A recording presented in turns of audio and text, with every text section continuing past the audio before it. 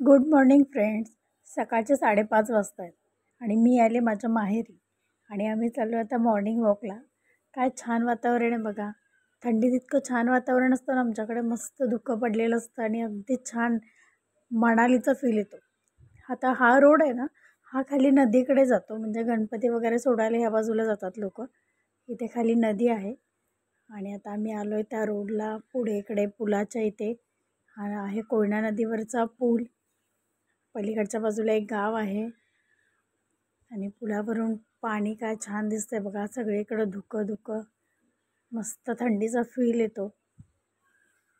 शहरात हे सगळं मिसिंग असतं, सगळं मिसिंग. काही आपल्याला इथला आनंद घेता येत नाही. त्यामुळे गावाला आलो की आम्ही छान सकाळी मॉर्निंग वॉकला जातो.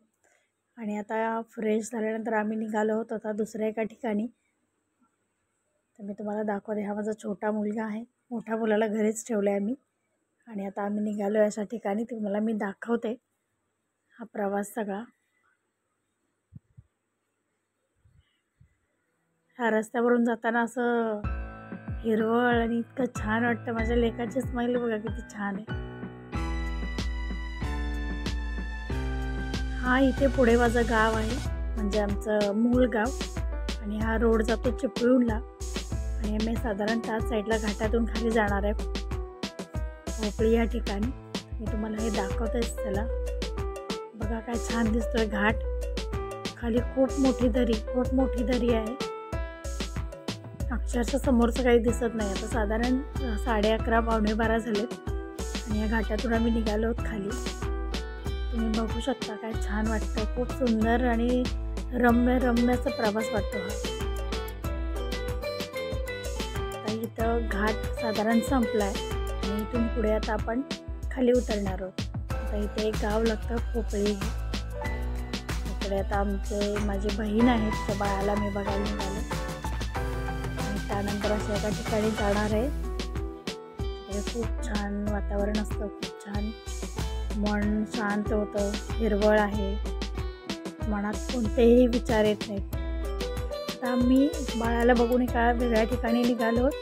हा तो पूल आहे, त्या पुलावरून पलीकडे जायचं आहे आपल्याला. साधारण कोकणाची सुरुवात आपण म्हणू शकतो ह्या ठिकाणाला. बघा काय छान वाटतंय. पावसाळ्यासारखं वातावरण झाले.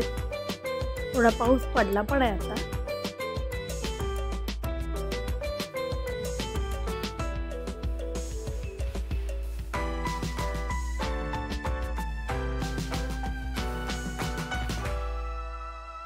हा रस्ता संपूच नाही वाटतं, एवढा छान वाटतं.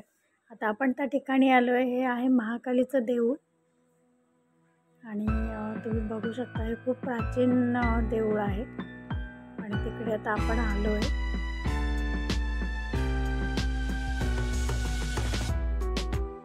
आणि जाते त्या देऊळामध्ये.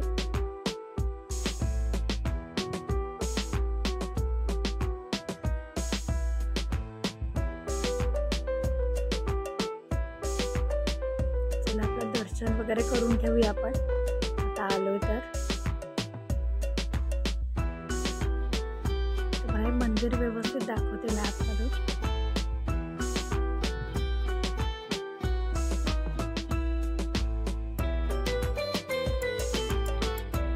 तुम्ही बघू शकता किती छान रेखीव बांधकामात हे मंदिर बांधलं गेलं आहे.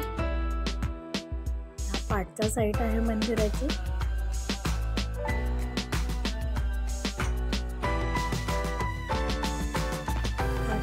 डोंगर आहे, डोंगराच्या कुशीत हे छान आणि रम्य मंदिर बांधलं गेलं आहे. इकडे एक छोटंसं गार्डन आहे, तिकडे मुलं खेळू शकतात. आणि आता आम्ही चाललो आहोत परतीच्या प्रवासाला, म्हणजे आता चाललो आहोत आम्ही परत कोयनानगरला. येता इथं 5 मिनिट थांबलो. बघा काय सुंदर असं दरीतून वरती धुकं येत आहे. नजरच नाही हटत, एवढं छान आणि रम्य वाटतं नाही ते. मन अगदी प्रसन्न होऊन जातं. येता आम्हाला हा धबधबा दिसला ना, तिथे आम्ही थांबलो, चहा घेतला आणि आता आम्ही जाणार आहोत आमच्या घरी. चला, मला आवडलं असेल तर नक्की लाईक करा.